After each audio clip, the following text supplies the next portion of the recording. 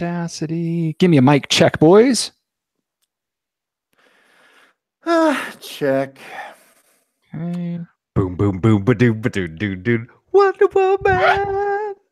Did you guys hear the scratch? Yes. Did?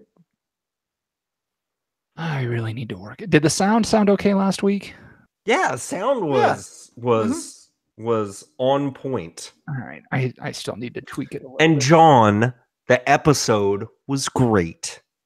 Okay. I didn't feel like I did any justice last week. I don't know. Did you Just felt you weird listen about to it? Yeah, I did. It was great. Well, and sometimes when we say we have a great show, you said some really funny shit too. John, I'm telling you, like we went a month of like all beer, and then we had 2 weeks of wine. So I think you just were a little butthurt that you weren't like the center of attention, and that's why. Oh, is that what it was? All right. Subliminally, it was a conscious thing. Yeah. Oh man, but Yeah. I'm telling you, last week I was still recovering from. Oh my goodness. Yeah. I drank 2 bottles of wine in an afternoon. Jesus Christ. Hey viewers. Boom, boom, boom, boom, boom, boom, boom, boom, boom. Pew, pew, pew. You'll notice a theme here tonight. Jeff is the master of deflection. All right. You can mute him again. I can, and I will. I have no problem. You can't stop this visual. All right. Imagination. Hey, this is Emma Donaghue with Eco Vessel. You are listening to We Like Drinking podcast, where you'll never drink alone. At the sound of the tone, the official We Like Drinking time will be 5 o'clock. Commence consumption.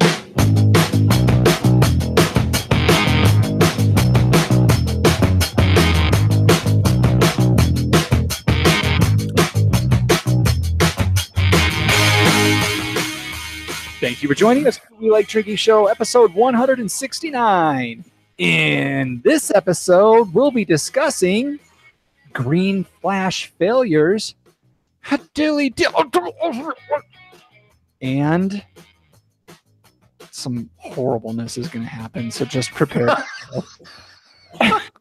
So, crack open your beers, uncork that wine, and let's get drinking.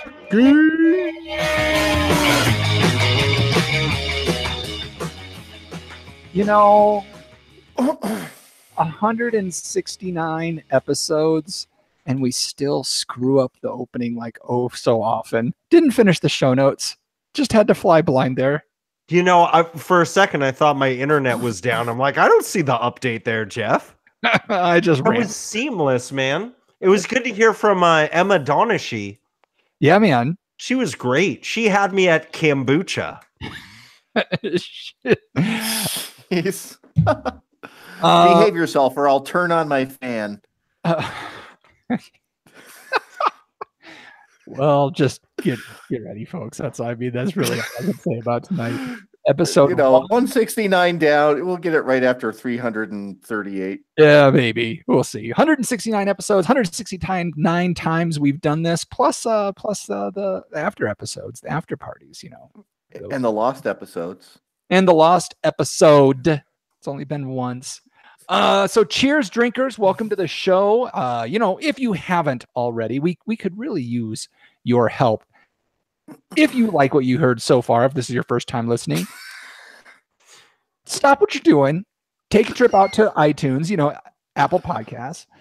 Find the We Like Drinking podcast and leave us a big, fat 5-star, 6-star rating. Hey guys, we are up to 30 reviews now. We got a couple more 5-star reviews. We're back up to 5 stars total. Got off that 4.5 and up to 5 again. Thank you, listeners. As John coughs into his microphone, because 160 times we're pros. So do that, please. And with that, let's find out who we're drinking with tonight. We've got our prolific, remember folks, Spring break week's coming. He's going to be posting on Stay Rad like a madman. Our prolific wine blogger, Jeff Solomon. How you doing, Jeff? I don't know why you have prolific written there. Like, can we call it sporadically prolific? That's what I am. That's what you want? Okay. Yeah. We've got our. You know what I am? I'm like, you know how when like a friend of a friend discovers the keto diet and they just start posting videos of recipes, like not like, hey, I cooked this, but like, I'm totally gonna cook this. That's me. I'm basically your annoying friend that's on a ketogenic diet. We've got our beer brewer, John Ruyek. Yeah, except you're going to make me do something bad tonight, aren't you? Yeah, pretty much. I'm super excited. I'm super excited, and I'm your host, Jeff Eccles. So our good friend Chelsea, she's a good friend of the show. She went down to New Mexico to see John. She took my Eco Vessel growler with her and filled it up. I'm so excited to drink it on the show tonight. But wait. There's more. There's more. So after the show, after the after party, sometimes we continue to hang out in the hangout. And last week was one of those nights where John had to drop off and Jeff and I stayed on.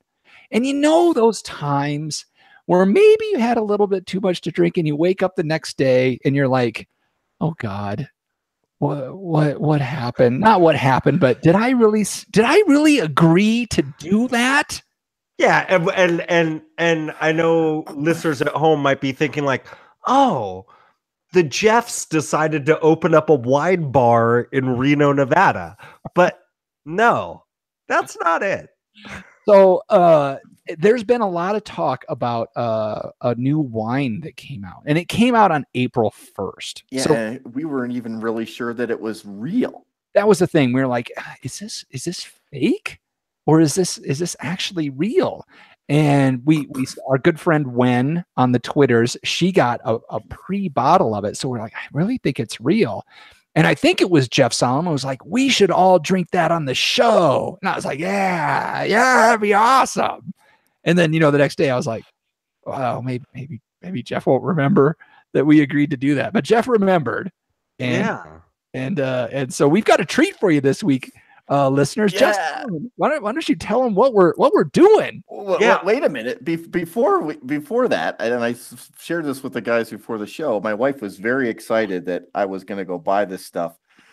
Not so much that she thought that she might enjoy it or something like that, but she just, it was very interesting to her. And we hemmed and hawed about this, and I went out and I opened it up and I poured it into the glass and I took it to my wife while she's watching her British drama series and let her smell it. And well, you know how sometimes when you just involuntarily jerk your head back, involuntarily spasm. Okay. All right. Well, that happened. Yeah. So drinking. Yeah. Smoked whale testicle beer, right? That's the episode everybody's been waiting for. That is the episode everybody wants. That is a real beer. We just can't get our hands on the smoked whale testicles. So, you know what? If you know anybody that's a big Bjork fan that maybe they can write to Bjork and have her on her next tour drop some off. Yeah. It's marine mammalian behavior. So, that was a Bjork joke. Okay, so you know what just came out? I can't believe we went this long. I don't think we said the name of the wine yet. We've been seeing a lot of articles leading up to April about this coffee-infused wine from everybody's favorite red blend, the folks at Apothic.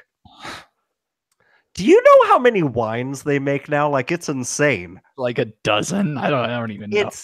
It's just so nutty to me. The folks at Apothic have released Apothic Brew, which is a red table wine that is infused with cold brew coffee.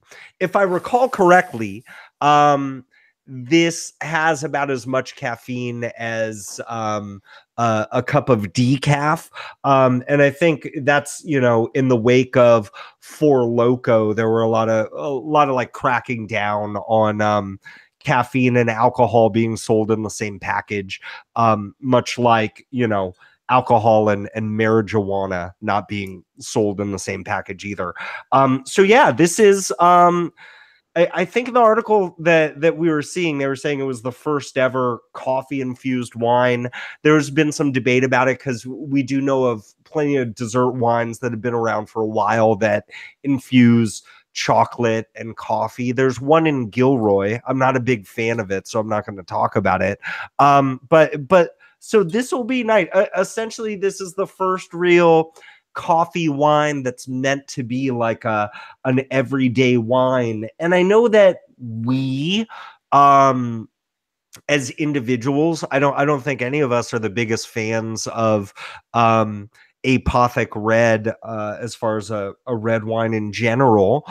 But it's a pretty popular brand. What I was really unaware of until I was walking around the grocery store looking for Apothic Brew was how many brands of Apothic wine now exist there. I saw Apothic Red, Apothic Dark, Apothic Crush, Apothic Inferno. Did you see Inferno? I did. Inferno. Yeah. The Rosé. Apothic Rosé, Apothic White. Inferno actually sounds. We should do an Inferno one next week where we do it's the bourbon barrel aged wines. The guy I was talking to where I got the brew said that was the one that they sell the most of. Inferno. Mm-hmm. I can see that because I know that there's a lot of people that just want to try it, right? And what I will say is, in a world where, I brought a backup just in case. I have the Lagunitas Cappuccino Stout. And part of it's maybe to prove a point here. In a world where we give a lot of kudos to brewers, not all brewers, but brewers that tastefully like infuse different flavors into their beers. I think that there is kind of room on the market for it.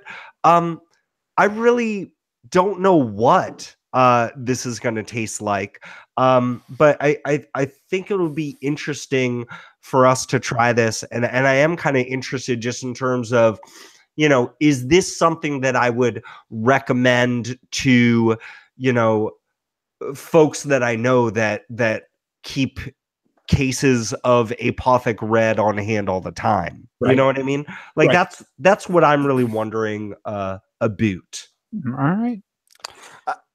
I will point out that Apothic decided not to embarrass any of the grape varietals by listing them on the back and telling you what approximately might be in the wine. They didn't want to make some Grenache feel bad about itself. I searched the site too, and I couldn't find anything. I'm guessing. I mean, if we had to throw some guesses out there, there'll probably be a lot of Zin in it. Yeah, I would think like Zin, Petit Syrah. So. But I did want to say something else too. You talked about embarrassment. The release date was scheduled for April 1st, and so that was part of it where it's like, maybe this is a joke, just because you're friends with enough like insiders in the wine industry, and people who have never tried this before were really ripping it, including us. And as when we decided that we were going to try this on the show, come April 1st, I'm walking around a grocery store and I didn't see it anywhere. And somebody in the store walks by and says, "Can I help you?" And I did not want to say, "Oh yeah, I'm looking for Apothic Brew." I just said, "No, I'm cool. I'm just browsing." I went to honestly 4 different stores and I struck out. And then today, Kara had to pick up some supplies, and I'm like, why don't you check to see if they have Apothic Brew there? And sure enough, they did. And she sent me the picture and I forwarded it to you guys. You commented on how pretty my nails were. They're not mine, they're hers. And yes, they're acrylic, which means that she has to get them done once every 1.5 weeks when one of them chips. Yeah. I'm excited to try it, and I'm glad that I didn't have to buy it myself. There you go. All right. So while we clear our minds and prepare ourselves for this, let's get into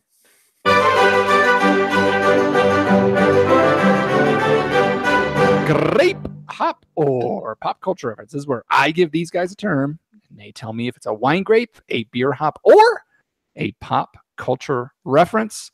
The term this week is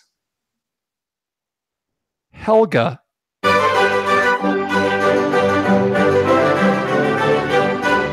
So is Helga a wine grape, a beer hop, or a pop culture reference? I think we're going to go with Jeff Solomon this week. Can you spell it? Helga. Helga. Helga. Helga honestly just sounds like somebody's name. Yes. A female's name. An older female's name.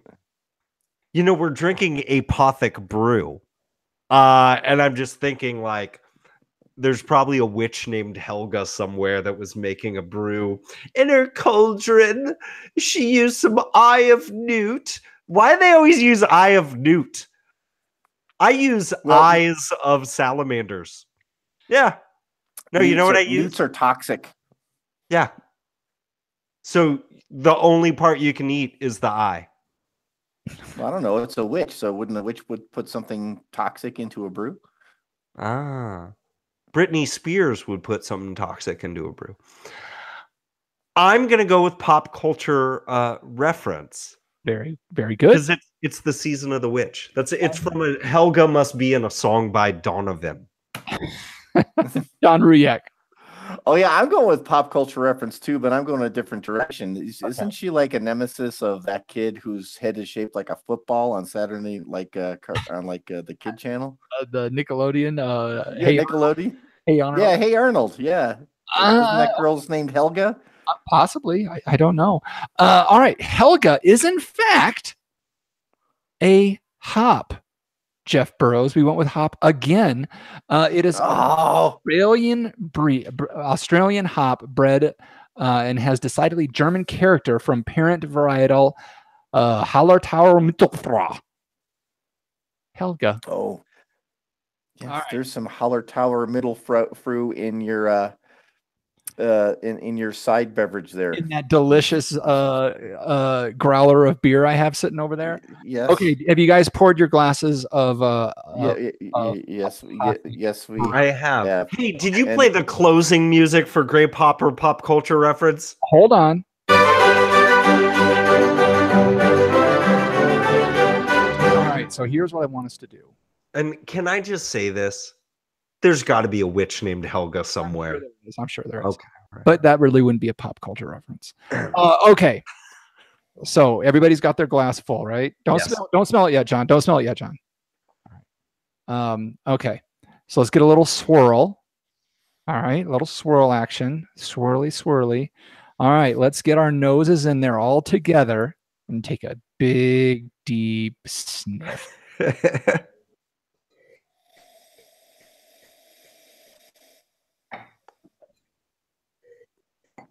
I really didn't have to do that because I've been smelling it since I poured it into the glass from 5 feet away for the last 20 minutes. Very powerful aroma. Yeah. This is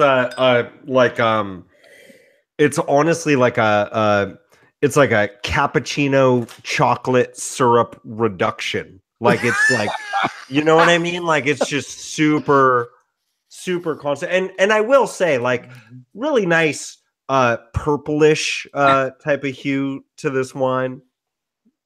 I thought you were going to say it had a good mega purple hued. Oh, sure. Hey, but okay, so let me bring this up. You know, I just came back from a couple weeks back.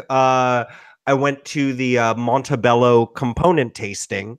Yeah. Arguably, Montebello from Ridge is one of the best wines on the planet. And when you're tasting all those components straight out of the barrel, there's a lot of like toasty mocha cappuccino type of action, you know, on the Cab Franc, on the Petit Verdot. And so this nose is not unpleasant to me. I mean, obviously this is coming in more of that like fakey fake angle, and it definitely you know, last week I was talking about, you know, you can smell the sweetness, like you can smell the sweetness on this, but like, you know, it smells a little tacky. Yeah. I'll give you that. I will. I mean, tacky is in poor taste tacky, or tacky is a lot of residual sugar? Tacky is a lot of residual sugar. Yeah. The coffee aroma is very present. Yeah. It's almost like almost like one of those syrups that you put in stuff to flavor. Like a hazelnut coffee kind of pump. The little pump. What's up? Hey man, what's up with the people that go to coffee shops and get like 3 pumps of almond and 2 pumps of like, who the fuck's ordering pumps of shit in their shit? Like, that's like going to Sonic and having to mix all the different sodas. You do not like coffee at that point when you have a specific number of pumps. So, do either of you get any fruit? No. Wow. I get chocolate and coffee. Chocolate and mocha, coffee. Mocha and coffee. Mocha. I get some vanilla. I get that residual sugar tackiness.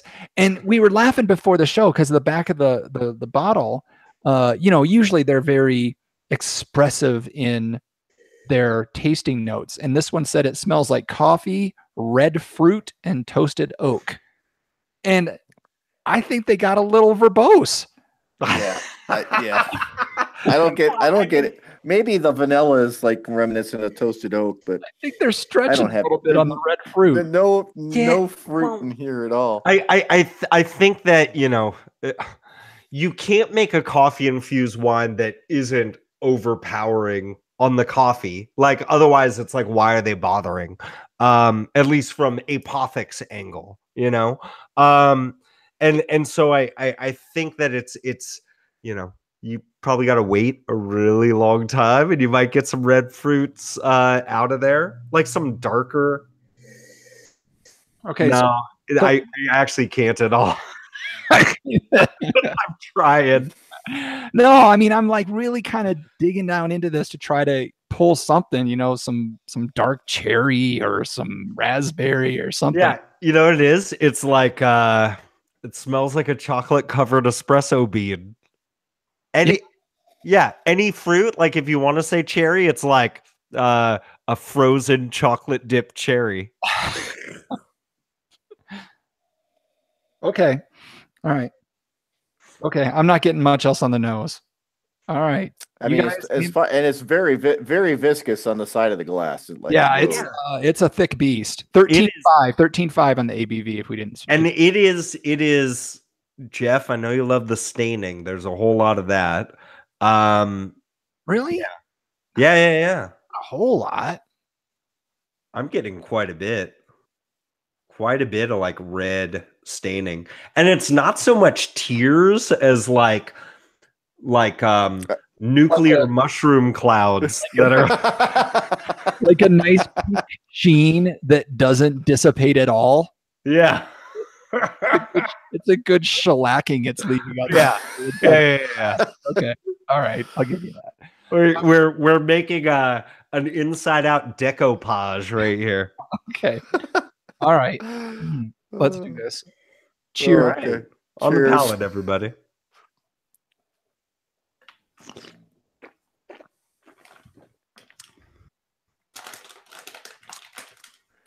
And that was really weird.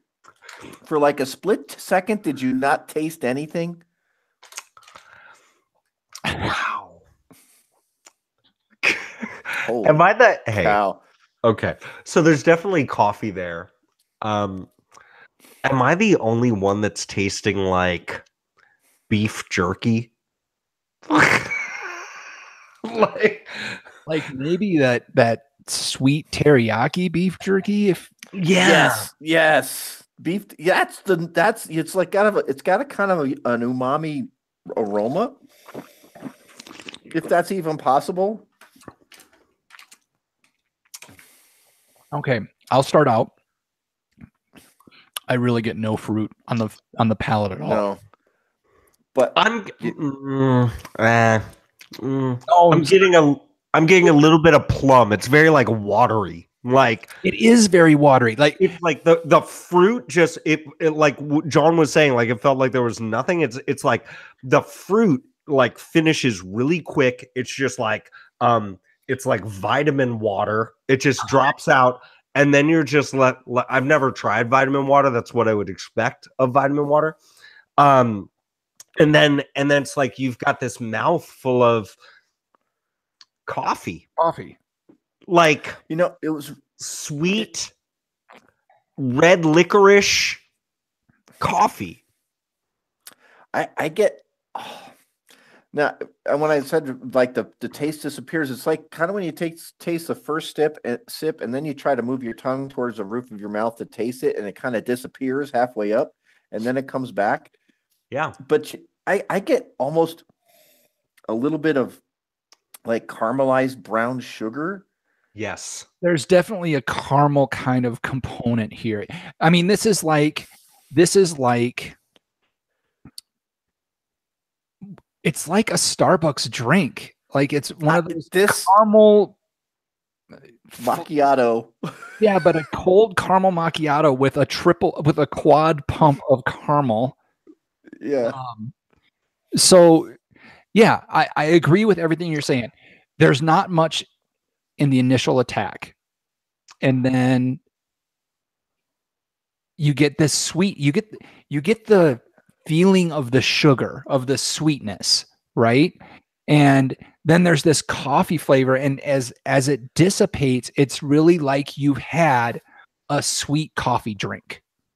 Yeah. Yep, I agree with you. You know what though?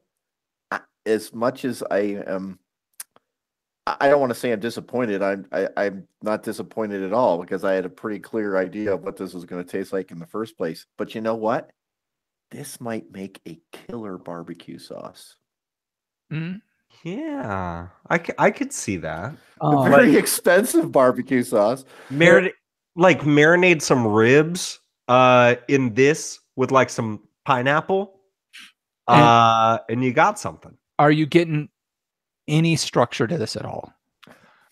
Just sugar. Sugar is the structure. It's not very, for coffee infused, it's not very tannic. There's like no tannins at all on this.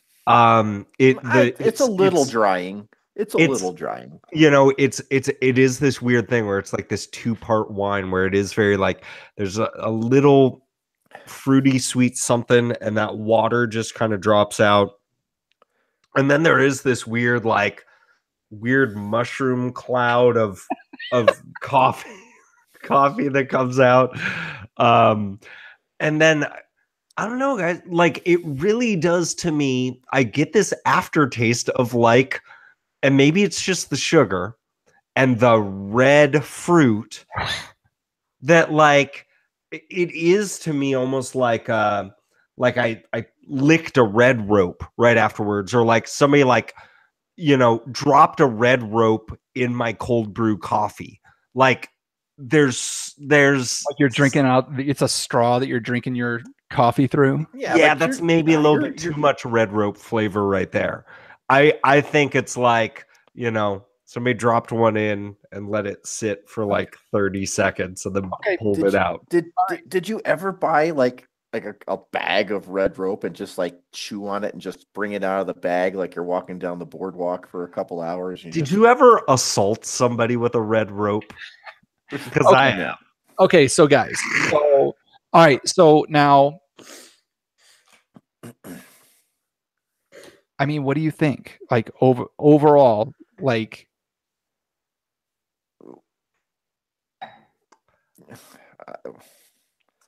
I'm glad I can write it off this year's taxes. Yeah, I mean, I don't really like it.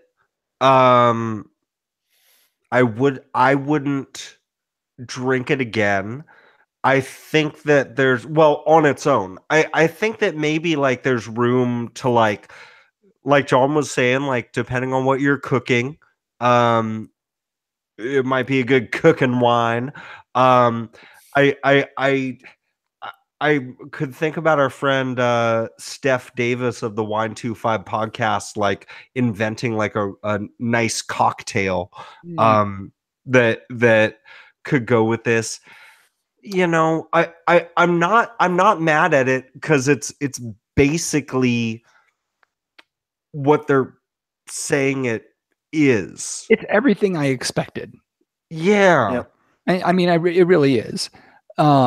Now, like John had said, barbecue, and if you had like some spicy ass barbecue or some spicy barbecue wings, this might actually work with that, because there's really no tannins to like increase the heat on it, and that sweet and the cloyness of it might take that down a notch. So I could see this kind of working with a really spicy meat dish. And no joke, like use this as you know, John was saying like barbecue sauce. What about like just like a wine reduction to use like in place of balsamic vinegar in like a salad dressing or something? Maybe. Actually no. But hey, I do have some generic peanut butter cups with me right now, so give it a shot. This actually work. It could. It's not a dessert wine, but it's a dessert wine, as Wen said, and she kind of hit that on the head. So let's get your pairing there, and then we're gonna move on. Yeah, I really want to open this beer. Yeah, I was thinking I would drink this through the show, but I'm not going to. Just can't. The red fruit comes out when you eat it with the peanut butter cup. So now it's just like have a mouthful of just apothic red after doing that, which, you know, depending on whether or not you like that, it's not my thing. I got to be honest. This pairing might work. Yeah. I don't know. Yeah, pair it with chocolates, pair it with like a spicy barbecue dish. You know, break it out, you know, when you're like, hey, you want to try something new?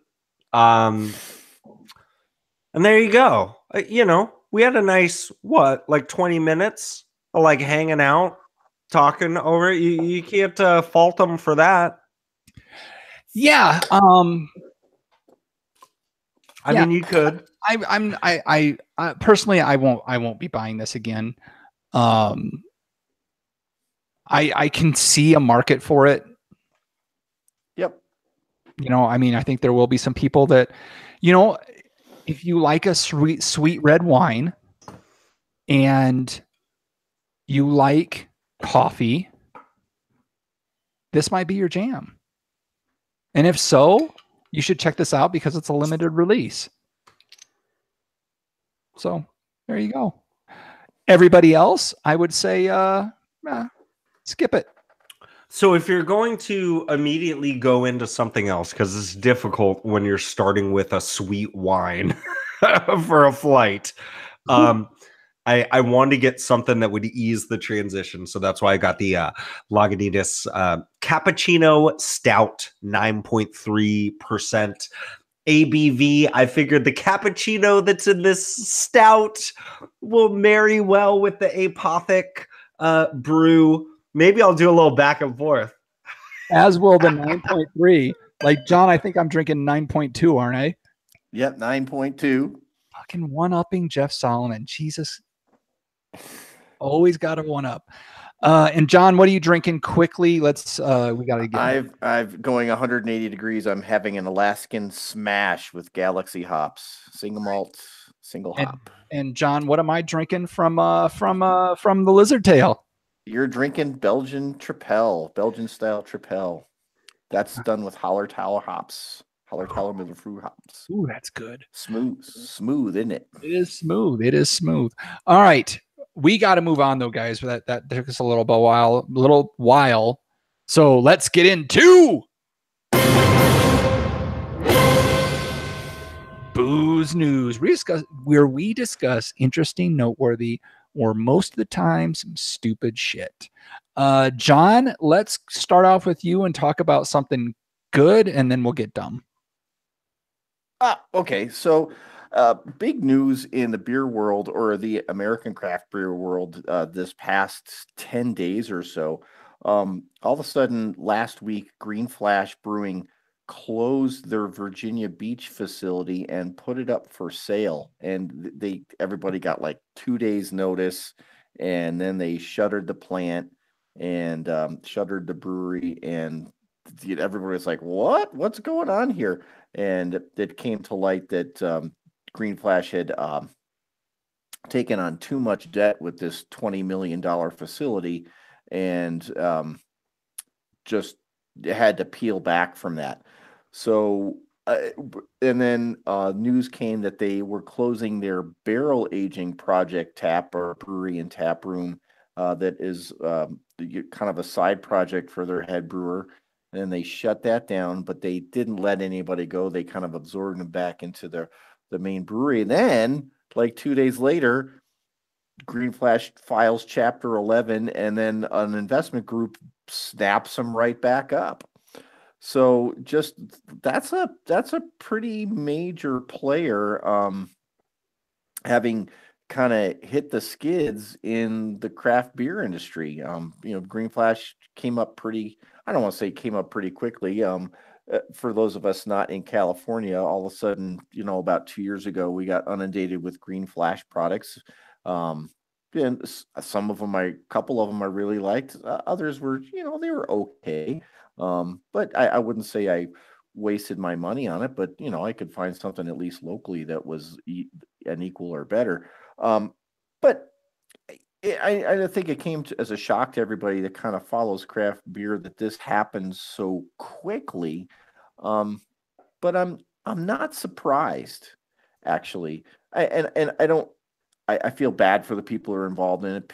A lot of people put a lot of hard work or were hired on at the Virginia Beach facility, and I think if they were open for a year or two, they'll have enough experience to maybe go somewhere else and continue their careers in craft beer, craft brewing.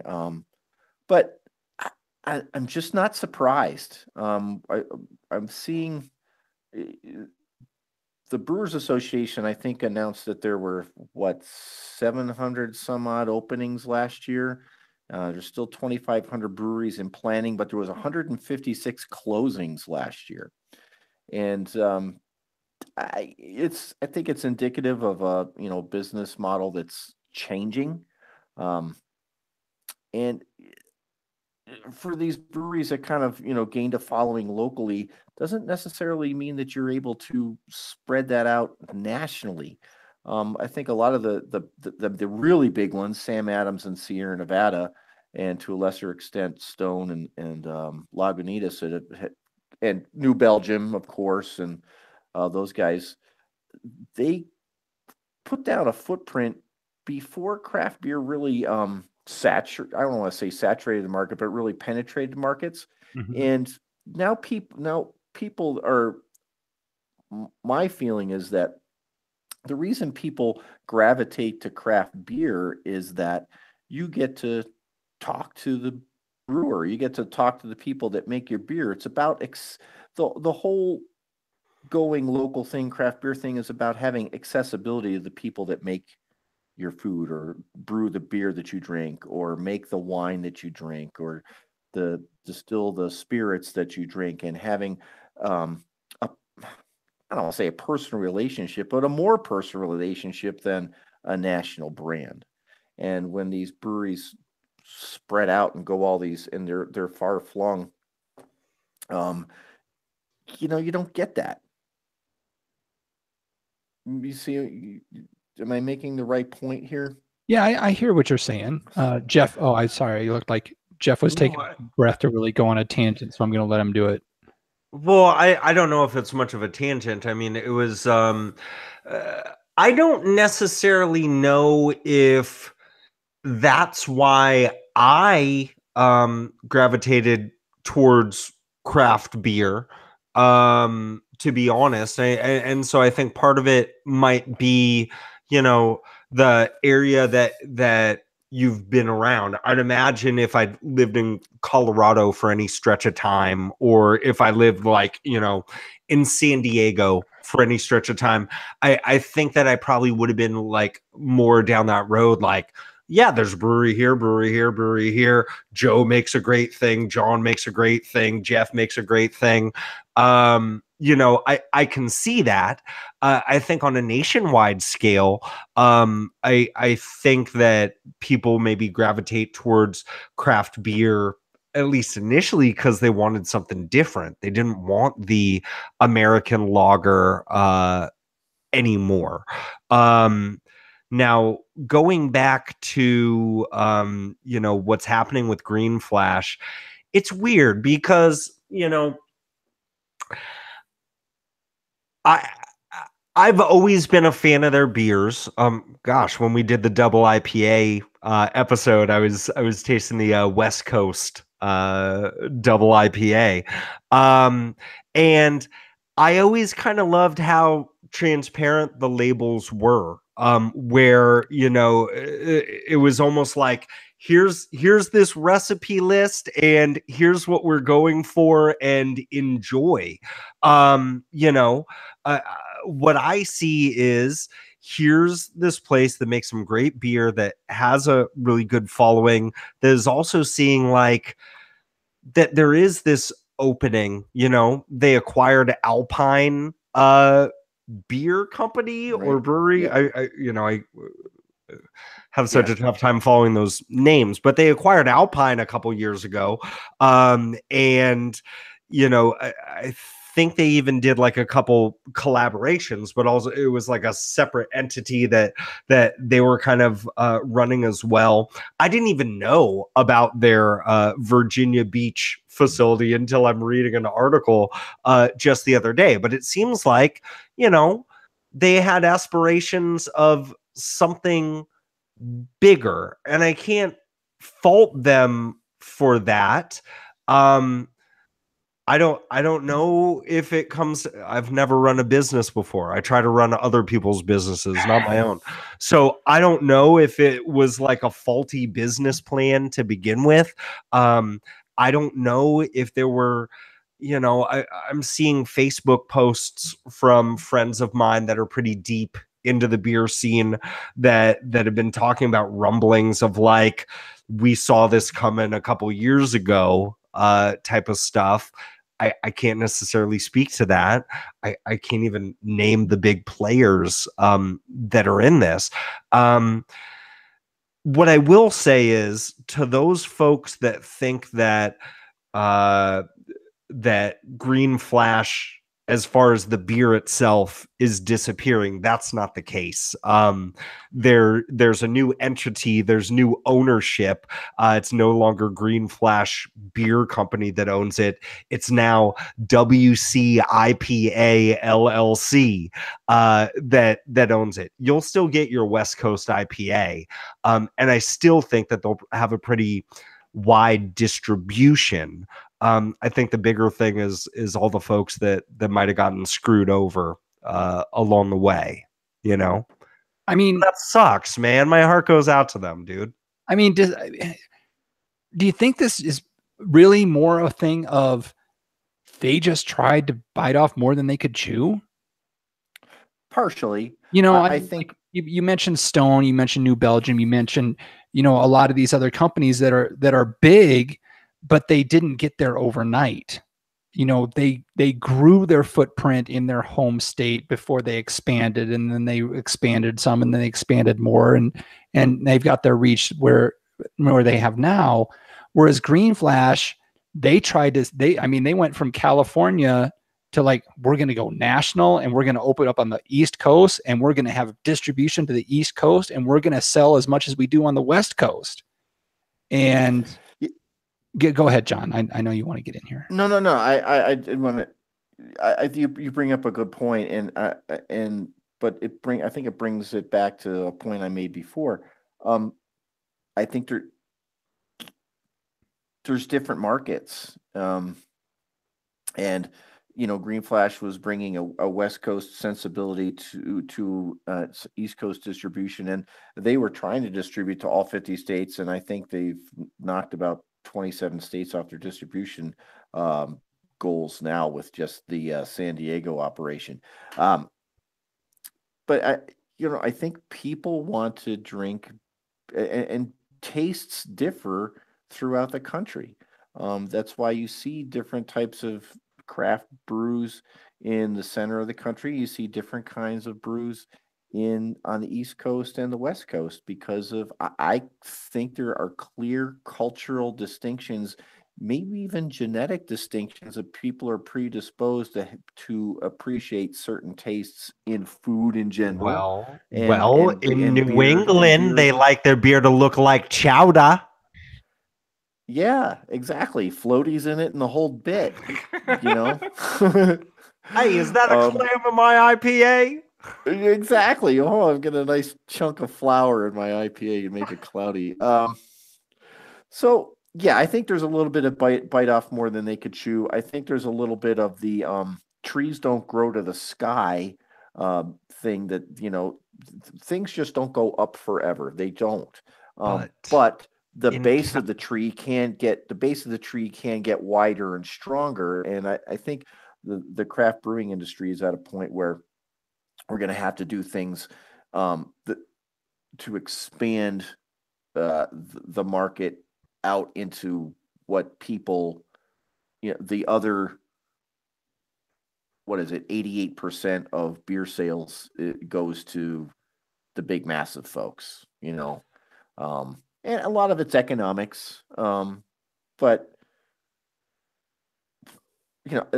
part of it's marketing, and part of it's delivering a craft beer experience, maybe within lagers, maybe within lower priced beers, and finding a happy medium. Maybe that's where session IPAs or session pale ales come into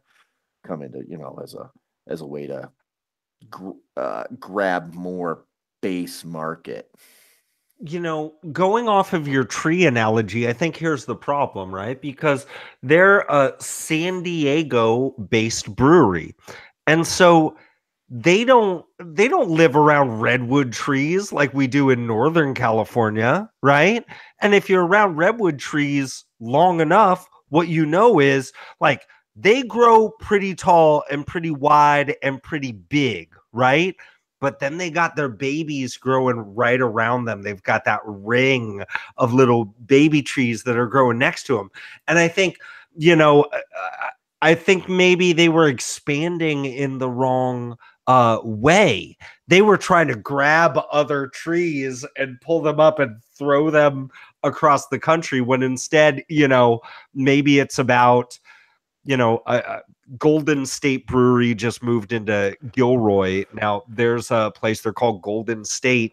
Their original brewery is in Santa Clara, but they also have a tap room in San Diego, and now they've got something in Gilroy. And it's like, how about you start building out like close to yourself first? I don't know.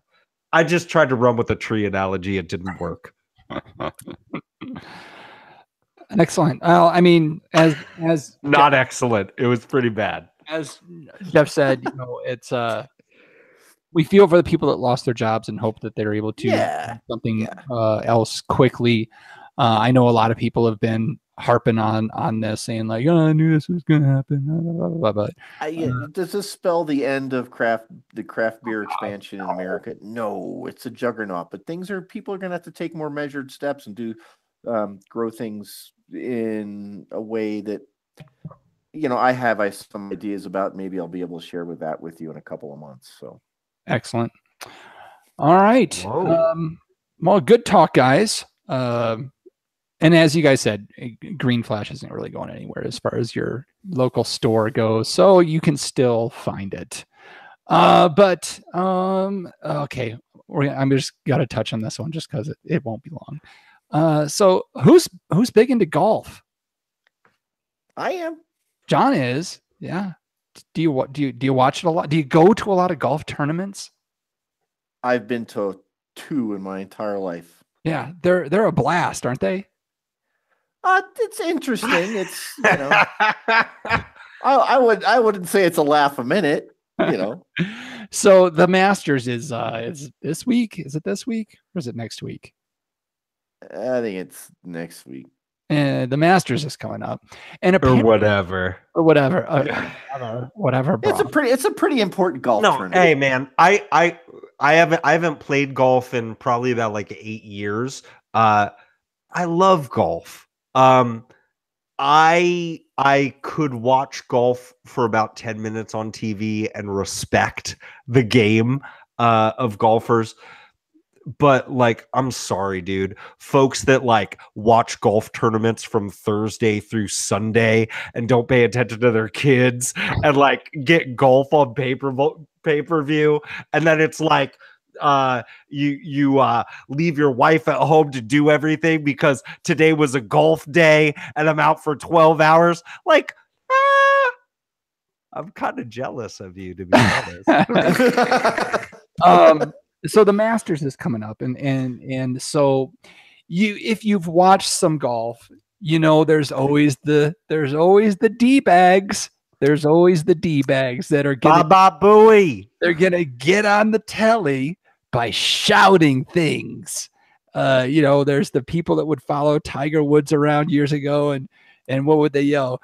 "You the man," or whatever they yelled when he was swinging. So there's a lot of this. The masses shouting things out, and after every big golf tournament, like that Monday afterwards, Howard Stern plays people shouting "Baba Booey" and hit him with the hind.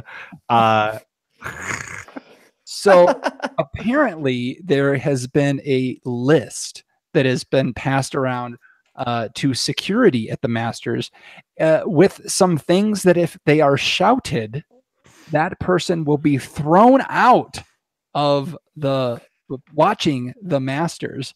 And one of the words or phrases on this year's hit list is dilly dilly. Apparently there's a big concern at the golf tournament that people are going to be screaming dilly dilly all over the place. So if you're going to the Masters and you scream dilly dilly, watch your 6 because you're about to get tackled by a giant security guard and thrown in the lake. Thrown out onto the Tony streets of Augusta, Georgia. Yes. So don't yell dilly dilly. Yell Billy Billy. I didn't say dilly dilly. I said Billy Billy. If everybody shouts dilly dilly, they can't kick us all out, man. What if you held up a sign that said dilly dilly? Dilly dilly. Dude, here's the thing. Can I say the thing about the thing is like, I'm sorry, man. Like, those commercials are clever, but like every time I hear somebody in real life say dilly dilly, I'm just reminded of like my neighbor in junior high who would like tell me about what happened on Beavis and Butthead the day before. And it would take them a half an hour to tell me about Beavis and Butthead because they would say every single line in Beavis and Butthead, acting like Beavis and Butthead. And it's like, I don't need you to repeat what might have been funny once, because now it's not, because I've heard it. Fuck dude, I'm sorry. Dilly people are the worst. And I'm talking to you, Jeff Eccles, because I know you do that too. You know what? What if they get sued by Anheuser-Busch at the same time? You get thrown out of the Masters, and because you got famous for being thrown out of the Masters, you get sued by AB and InBev. Oh no, they'd probably buy you a lifetime supply of Bud Light. So if you're going to the Masters, apparently don't yell dilly, yell chili. And with that, let's get into what the dilly is up. So what do you have your eyes on, or what do you have coming up, John Ruyak? Well, if you happen to be driving up and down I-25 in central New Mexico this weekend, come to Socorro, one of the oldest towns in New Mexico. I'm going to be with Lizard Tail at the Socorro Blues, Brews, and Barbecues event, Saturday, April 7th from 3 to 10. 3 to 10. Excellent. What are you pouring? Do you know? We're gonna have the blonde IPA, which we kegged yesterday, and it's absolutely delicious. Apricot. We're bringing in apricot wheat, and a brown and a stout, which go really good with barbecue. Excellent. Do you think a lot of the folks living in Socorro only drink Sapporo? I doubt that Sapporo beer is even available in Socorro. Jeff Solomon. Yeah. What's up? Hey, are you going to bring the rest of your Apothic brew to that barbecue festival? It might be kind of good. Yeah. Hey, so I did want to give a big old congratulations. Our Eco Vessel Boss Growler giveaway is finally over. Jeff Eccles, by request, did an amazing live video draw to prove that it wasn't rigged. He gave away a Boss Growler to Ryan Hannigan from Focus on the Beer, and Lori Bud from Dracena Wines, who's never lost a contest that she's ever been in. I love that you were like, I love how these two winners are active members in the tavern. And all I'm thinking is, and I love how these two winners have both appeared on this podcast before. So what does a Boss Growler look like, Jeff? Maybe some of our... Mine is looking extra awesome sauce right now. It's got like, this was a great idea. I don't know why I hadn't done this. I'm going to sticker the living shit out of this thing now. So John was kind enough to throw some Lizard Tail, some big, I mean, they're not small. These are not shy stickers on here. And thanks for the government warning too. No, that's legal. I have to do that. And thanks for the electrical tape around the lid as well. Well, yeah, that's so that Chelsea wouldn't drink it on the way back to Colorado Springs. Yeah, that's the tamper-proof seal. You don't want any sure it's not broken. Yeah, cyanide dipped in there. Hey, was that a We Like Drinking die cut magnet that was on there too? It was right there. So that way I can move it around when I find a different sticker I want. Just another reason to get that patented Tri-Max technology, because you can put magnets on your growlers. That's right. And I love that. So yeah, congratulations to Lori. Congratulations to Ryan. I got in touch with Emma, and those should be going out hopefully tomorrow. Maybe they went out today. So hopefully you guys are getting them maybe this weekend. So congratulations to those two, and a huge thank you to Eco Vessel. We'll throw it out there one more time. Go to ecovessel.com. Find the stuff you want, go to checkout and put in WLD30 to get a whopping 30% off your order. Jeff Solomon, anything else on what's up? Or are you good? I guess I'm good. I just want to say, like, here's, Lori, while she's going to have to wait to get that Boss Growler because she's busy on a trip to Bordeaux from another contest that she won. Quit winning contests, Lori.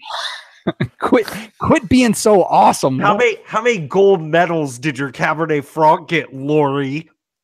Lori. Hey, speaking of awards, oh yeah. I finally have the 2017 podcast award for the arts division to hold up loud and proud and show it to everybody. So Jeff, thank you for sending in. Cheers, man. We can clank those through the internet at the end of the show. There you go. And so yeah. So thanks for getting that out to me. I can now say it really happened. It's not as big in real life, is it? No, it's not. It sure isn't as heavy as we thought it would be. Yeah, the camera adds 10 pounds. All right. Well, if we're once again talking about our award-winning podcast, it must be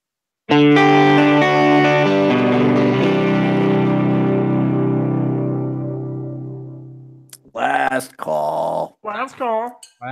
Time to clean house and lock the doors, folks. So you know the spiel. We need your help. Give us a follow on the socials. Twitter, We Like Drinking 1, Instagram and Facebook at We Like Drinking, and come join us in the tavern. Go to welikedrinking.com/tavern to join our private Facebook group. I think we're pushing 150. 152 people in there in like 3 weeks. So thank you to everybody that has joined up there. It's been a lot of fun. John Ruyak. Yeah. If they've joined all that and they just really need to express themselves all over our show, what is a good way that they can do that? Well, you might go to the aforementioned Apple Podcast and give us a nice review. Give us that, really dig down deep and give us that 6-star review. Oh, there it is. That's right. Jeff Solomon. It might be called iTunes. It might be called iTunes on your phone. Who knows what it's called? Jeff Solomon.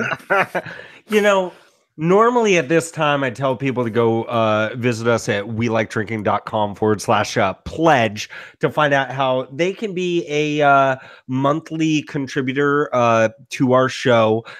Every small piece of pocket change that you send our way really does help you out. And we got some pretty awesome perks for you at welikedrinking.com/pledge. I really suggest you check that out.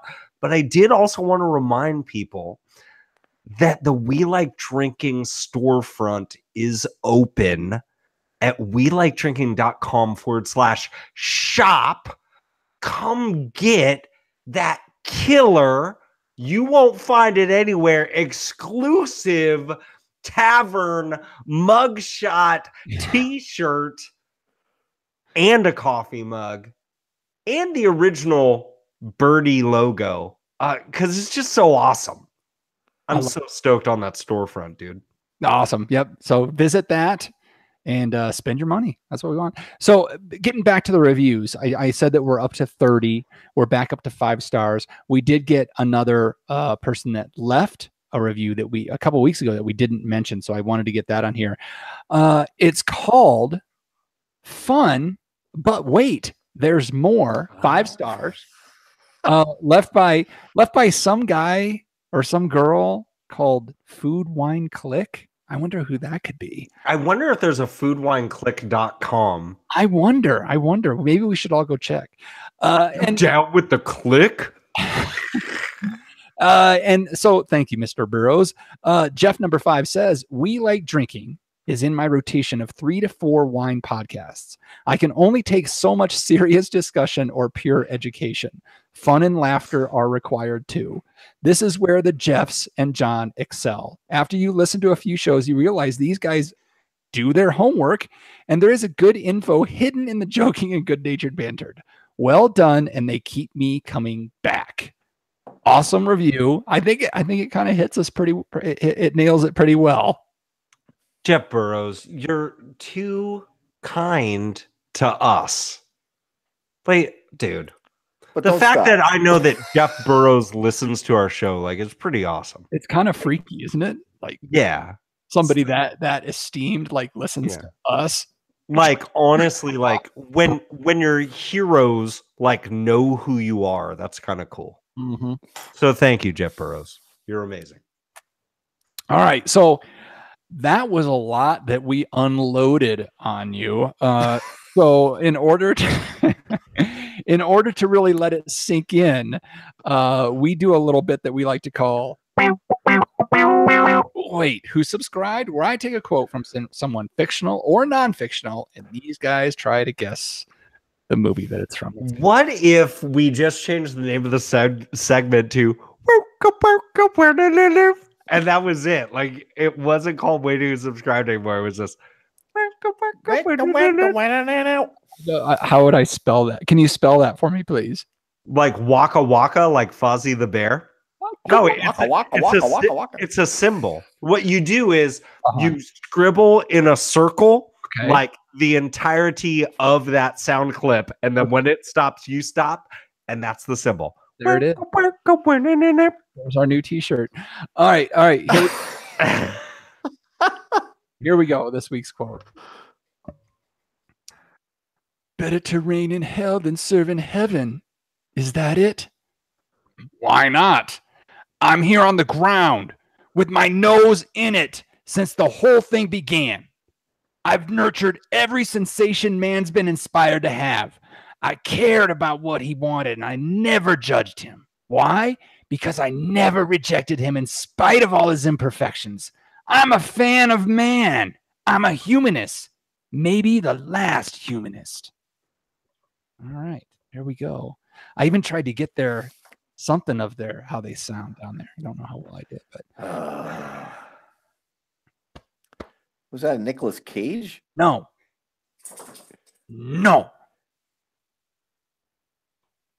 Anybody have any ideas? Wow. Is that Kurt Russell from the latest Guardians of the Galaxy Part No. 2? No. I know you're a big like Kevin Smith fan, even though he makes shitty movies. That's not from like Dogma, is it? No. That's actually a decent guess, but no. See, I listen, dude. See, and I liked Chasing Amy. I thought Chasing Amy was a good movie. Yeah. All right. Yeah. I'm stumped. No, I've seen this movie. I have seen this movie. I just can't place it. Keanu Reeves in. Oh, it's like The Devil's Advocate or something like that. Boom, bada bing. Is that it? I've never seen it. Like, wow, really? Is that good? I don't even know. I don't know. Why? What was the connection? We drank that because it was Easter. I don't know. What?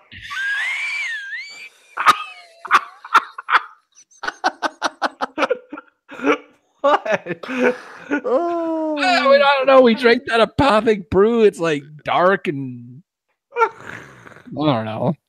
It was Apothic. I don't know. Oh, jeez. Apathetic? No, I didn't. Oh my goodness.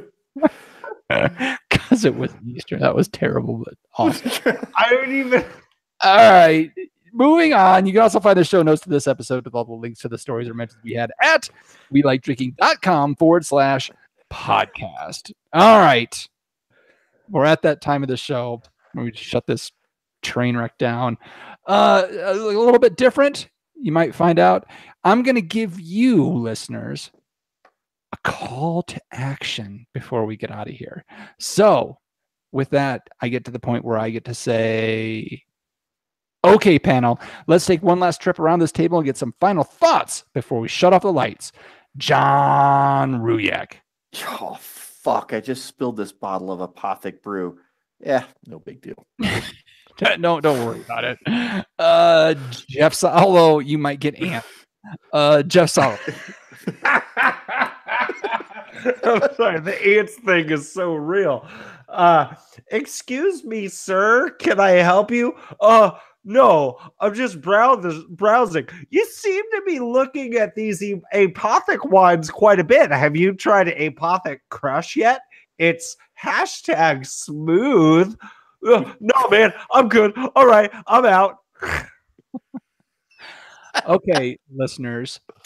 Question of the show. So I'm hoping that I'm going to ask you this question and you're going to get back to us either on the Facebook Tavern, on the Twitters, on the Instagrams, or hit us up at podcast@WeLikeDrinking with your answer. But the question of the show, after our stellar review, are you going to try Apothic Brew? Ooh, that rhymed. And with that, I'll say thanks again for joining us at the We Like Drinking podcast, where you'll never drink alone.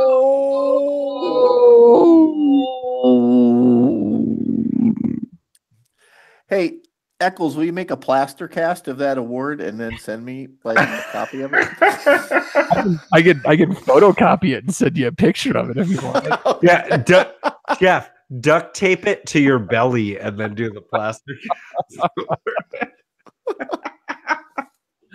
I've got a buddy with a 3D printer. Maybe I'll see if he can 3D print.